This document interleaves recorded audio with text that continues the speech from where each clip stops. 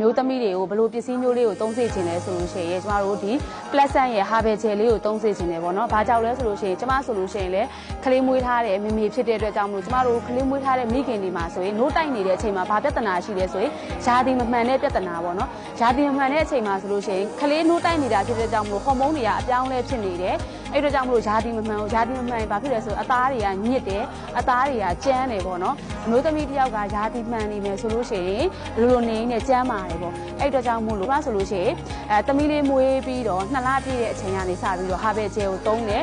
အချိန်မှာဆိုလို့ရှိရင်လည်းလစဉ်ဒါ menstruation ကပုံမှန်လာတယ်ပေါ့နော်ပြီးလို့ရှိရင်ကြိုက်တာခဲတာနာတာကျင်တာမရှိဘူးအဲ့တို့ကြောင့်မို့လို့ဒီကလေးမွေးထားတဲ့မေမေတွေအနေနဲ့ယာဒီမမှန်တဲ့သူတွေဆိုလို့ရှိရင်ဒီ Herbal Gel ကိုလုံးဝသုံးသင့်တယ်ပေါ့နော်ကျမဆိုလို့ရှိရင်ဒါအရင်တော့ဆိုလို့ရှိရင်လုံးဝအဖြူစင်းတာပေါ့အဲ့ဒီမှာဒီ Herbal Gel ကိုကျမက3 မှုစတိုက်သုံးတယ်အခုဆိုလို့ရှိရင်1 နှစ်ကျော်2 နှစ်နီးပါးလောက်ထိကိုကျမက